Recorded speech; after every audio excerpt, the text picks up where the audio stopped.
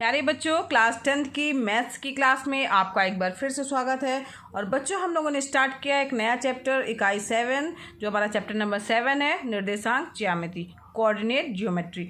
बच्चों, हम लोगों ने इसके पहले की वीडियो क्लास में ये जान लिया था कि निर्देशांक ज्यामिति में जो दो तल होते हैं एक्स वाई, उसमें किसी बिंदु की स्थिति को, उसके निर्देशांकों को किस प्रकार से व्यक्त किया जाता है। और साथ ही बच्चों ये भी जाना था कि दो अगर बिंदु दिए हुए हैं तो उनके बीच की दूरी हम किस सूत्र के माध्यम से ज्ञात करेंगे। अगर दो दिए हुए बिंदु x1 y1 और x2 y2 है तो उनके बीच की दूरी बराबर क्या होगा, √x2 - x1 का whole square plus y2 - y1 का होल स्क्वायर। ठीक है, इनका पूरे का क्या होगा, √ में होगा। ये है हमारे पास दो बिंदुओं के बीच की दूरी को ज्ञात करने का सूत्र। अगर एक बिंदु 0 0 यानी मूल बिंदु है तब बिंदुओं के बीच की दूरी क्या होगी, √x² + y²। ठीक है, तो आइए बढ़ते हैं अब अपनी प्रश्नावली 7.1 की ओर। प्रश्नावली 7.1 का पहला क्वेश्चन है, बिंदुओं के निम्नलिखित युग्मों के बीच की दूरियां ज्ञात कीजिए। दो बिंदु हमारे पास दिए हैं, यानी दो निर्देशांक दिए हुए हैं। इसके 3 पार्ट दिए हुए हैं पहले प्रश्न के। तो पहला पार्ट हम लेके चलते हैं। बिंदुओं के निर्देशांक 2 3 और 4 1 है। यहाँ पर दो बिंदु दिए हुए हैं 2 3 और क्या दिया हुआ है 4 1। तो सबसे पहले हम मान लेंगे कि माना a बराबर 2, 3 तथा b बराबर क्या है 4, 1। यानी कि x1 बराबर क्या हो गया, x1 बराबर ये x1 x2 है ना, ये देखिए x1 y1 और ये x2 y2।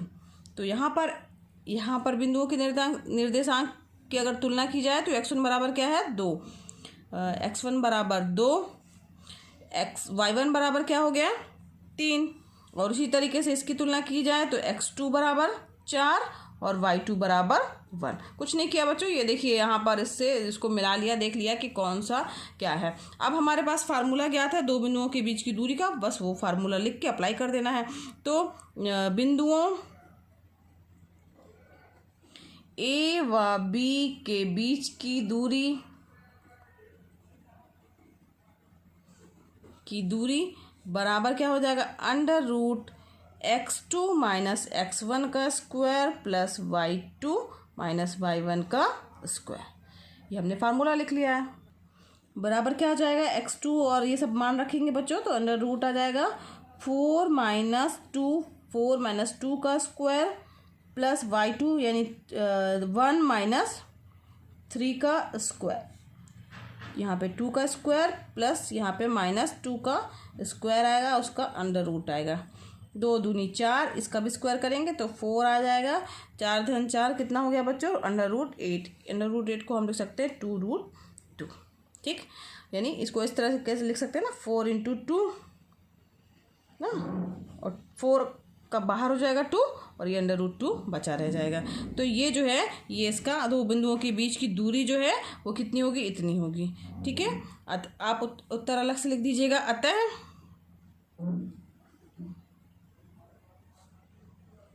दोनों बिंदुओं के बीच की दूरी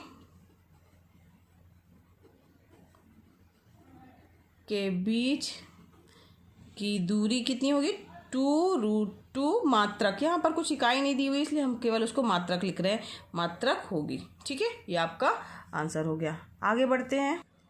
इसी तरीके से बच्चों इसका सेकंड पार्ट और थर्ड पार्ट ये दोनों जो है वो आपके होमवर्क है।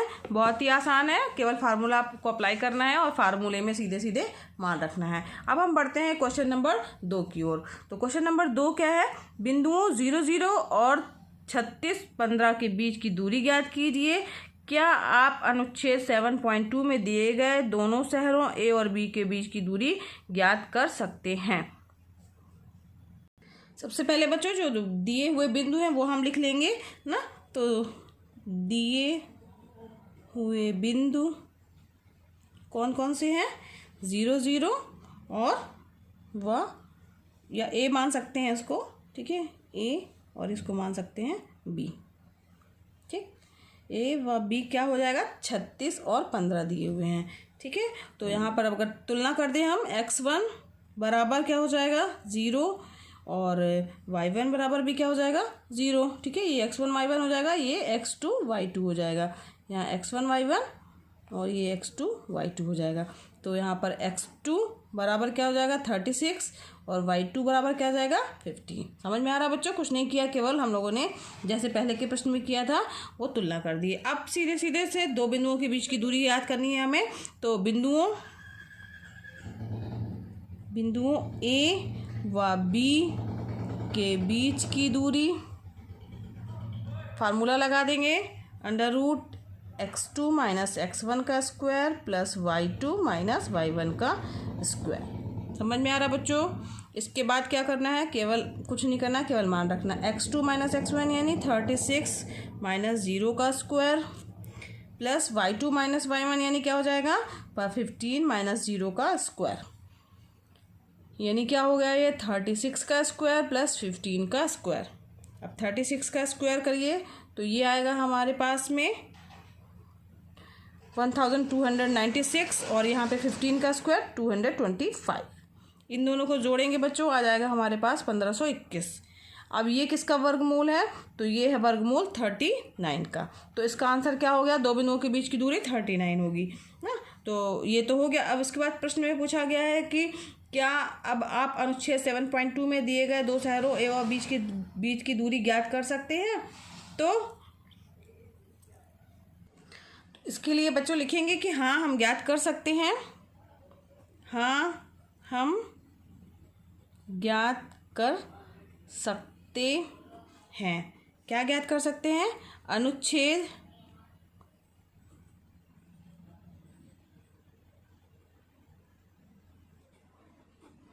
7.2 में दिए गए शहरों के कार्तीय निर्देशांक पद्धति के सापेक्ष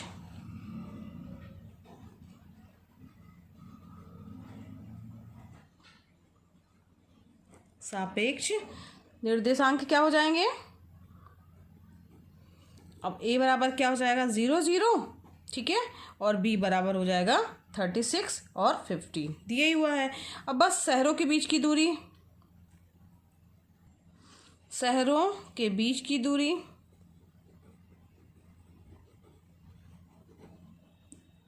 अगर मान लीजिए ये दूरी है तो इसको ये हो जाएगा x2 माइनस x1 का square plus y2 minus y1 का स्क्वायर। क्या हो गया ये 36 माइनस 0 का स्क्वायर प्लस 15 माइनस 0 का स्क्वायर इक्वल टू हो जाएगा क्या, यहाँ पर जैसे ये आया था 39 तो यहाँ पे आ गया हमारे पास में 39, ठीक है। अब यहाँ पर एक चित्र बनेगा। अब बच्चों एक चित्र बनेगा, यहाँ पर x अक्ष हो जाएगा, यहाँ पर हमारा y अक्ष हो जाएगा। चूँकि मूल बिंदु हमारा ये है 0 0, ठीक है, तो यहाँ पर ये 0 0 वाला बिंदु हो जाएगा जो कि हमने a ले लिया है। और दूसरा बिंदु है हमारा b, तो b जो बिंदु होगा ये यहाँ कहीं होगा। यहाँ से यहाँ तक की दूरी अगर 36 अगर हम ले लेते हैं, ठीक है, यहाँ से यहाँ तक की, यहाँ पर आप कुछ और नाम दे दीजिए, ABC मान लीजिए नाम दे दिया है।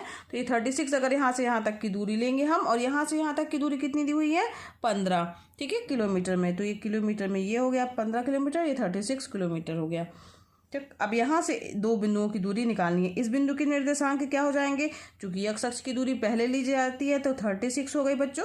यहाँ से यहाँ तक की दूरी y वाली है जो कि कितनी है 15, तो 36 और 15 ये इसके निर्देशांक हो गए। इन दोनों बिंदुओं के बीच की दूरी हमें ज्ञात करनी है। तो इन दोनों बिंदुओं के बीच की दूरी जो है वो हमारी 39 आई है, 39 किलोमीटर, ठीक है। तो ये इस तरीके से इसका एक चित्र बन जाएगा। आगे बढ़ते हैं अब हम अगले प्रश्न की ओर। तीसरा प्रश्न है बच्चों, निर्धारित कीजिए कि क्या बिंदु 1 5 2 3 और -2 -11 संरेखी हैं, यानी एक ही रेखा में स्थित हैं कि नहीं। तीन बिंदु के निर्देशांक दिए गए हैं और पूछा गया है कि क्या ये एक ही रेखा में स्थित हैं कि नहीं। तो आइए देखते हैं इस प्रश्न को कैसे हल करेंगे।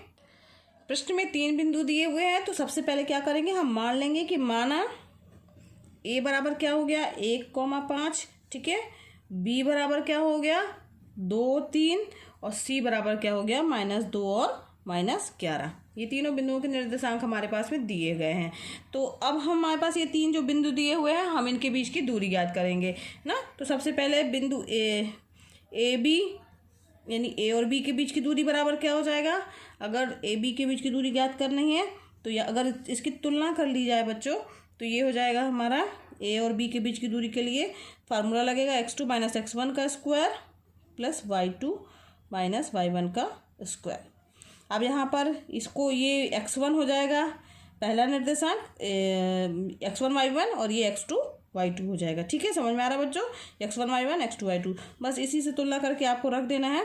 तो यहाँ पर इसके निर्देशांक क्या जाएंगे, x2 यानी 2 - 1 का स्क्वायर प्लस y2 यानी 3 - 5 का स्क्वायर। समझ में आ रहा बच्चों।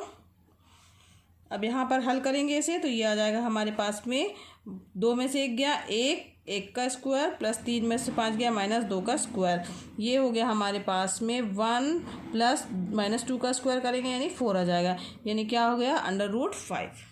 ठीक है, √5 हो गया। इस यानी √5 को जब हम उसका वर्गमूल निकालेंगे तो आ जाएगा हमारे पास 2.23। ठीक, ये हो गया हमारे पास में। ये मात्रक लिख देंगे क्योंकि इसमें कुछ भी दिया नहीं है, दूरी क्या किस मीटर सेंटीमीटर कुछ नहीं दिया है, तो हम इसकी दूरी मात्रक में ले लेंगे। इसी तरीके से बच्चों हम ज्ञात कर लेंगे BC के बीच की दूरी। तो BC बराबर क्या हो जाएगा, यहाँ पर भी फार्मूला लगेगा x2 - x1 का स्क्वायर y2 - y1 का स्क्वायर। अब यहाँ पर B और C, ध्यान दीजिएगा बच्चों, BC दिया है यानी B बिंदु को क्या मानेंगे, x1 y1 मानेंगे, x1 y1, और C बिंदु को मानेंगे x2 y2।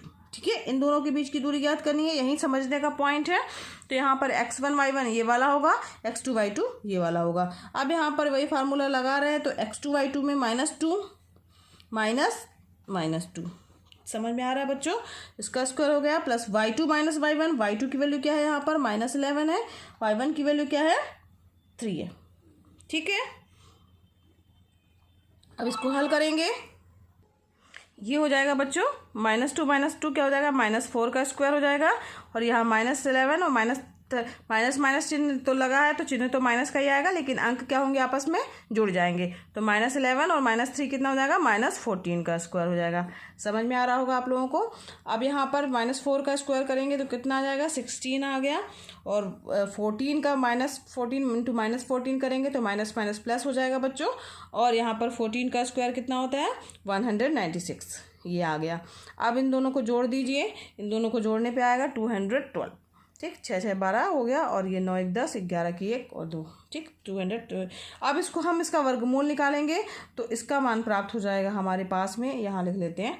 ठीक, नीचे यहाँ पर इसका मान इसका वर्गमूल निकालेंगे तो इसका वर्गमूल आएगा 14.56। अब चूंकि इसकी कोई यूनिट नहीं दी है तो इसको भी हम मात्रक में लिखेंगे। ठीक, यहाँ पर AB का मान हमारे पास में ज्ञात हो गया है, और ये मान ज्ञात हो गया BC का। ठीक, अब हम ज्ञात कर लेंगे AC का। बिल्कुल इसी तरीके से फार्मूला लगाना है। AC बराबर क्या हो जाएगा, दो बिंदुओं के बीच की दूरी का x2 - x1 का स्क्वायर प्लस y2 - y1 का स्क्वायर।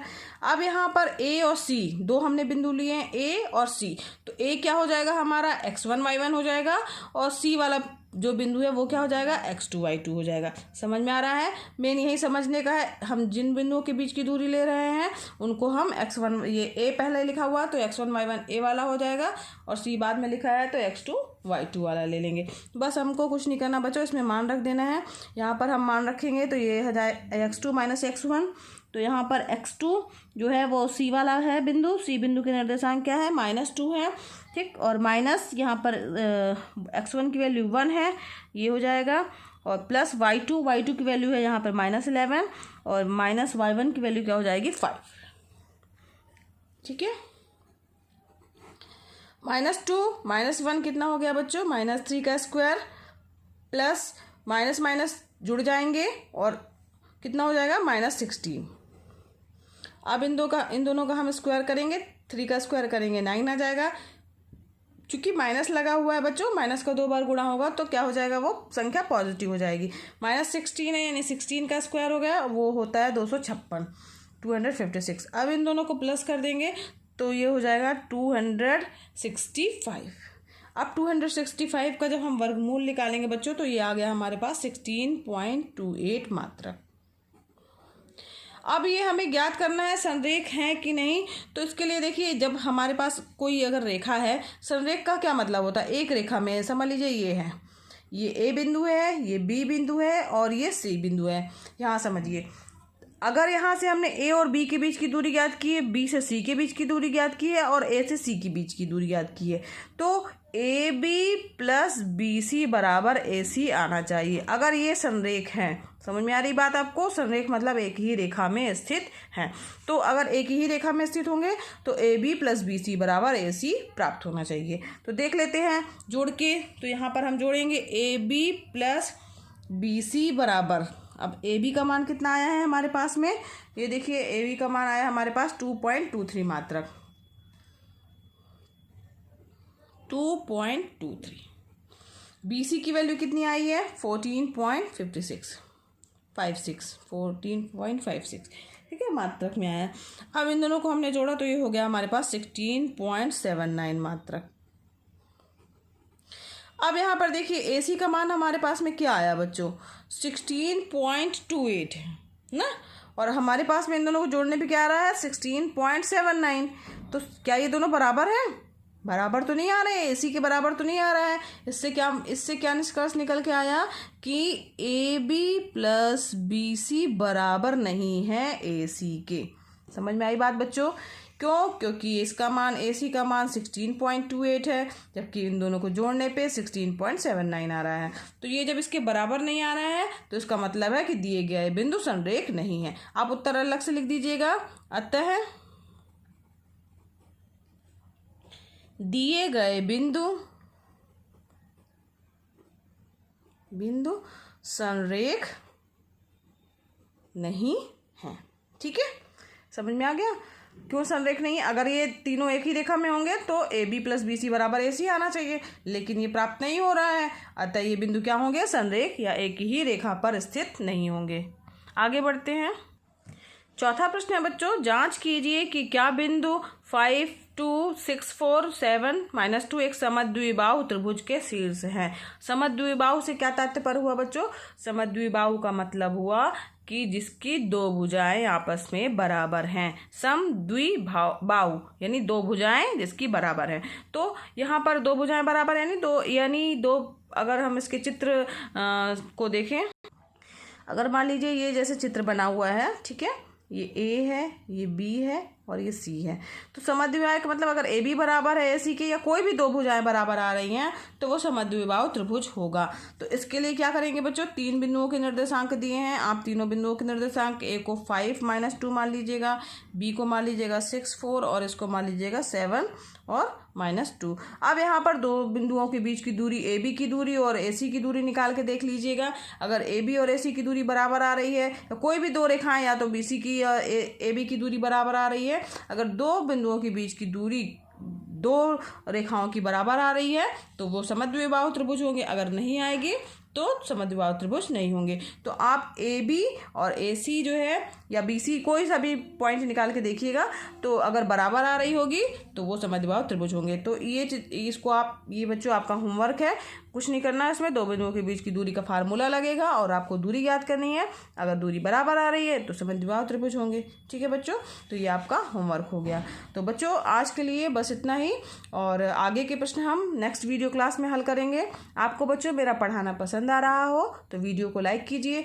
अगर आपने अभी तक मेरे चैनल को सब्सक्राइब नहीं किया है तो सब्सक्राइब कीजिए, साथ ही बेल आइकन भी दबाइएगा ताकि मेरे नए वीडियोस मिलते रहें, और दूसरे बच्चों को शेयर भी कीजिए क्योंकि ये वीडियो क्लासेस एकदम निःशुल्क है।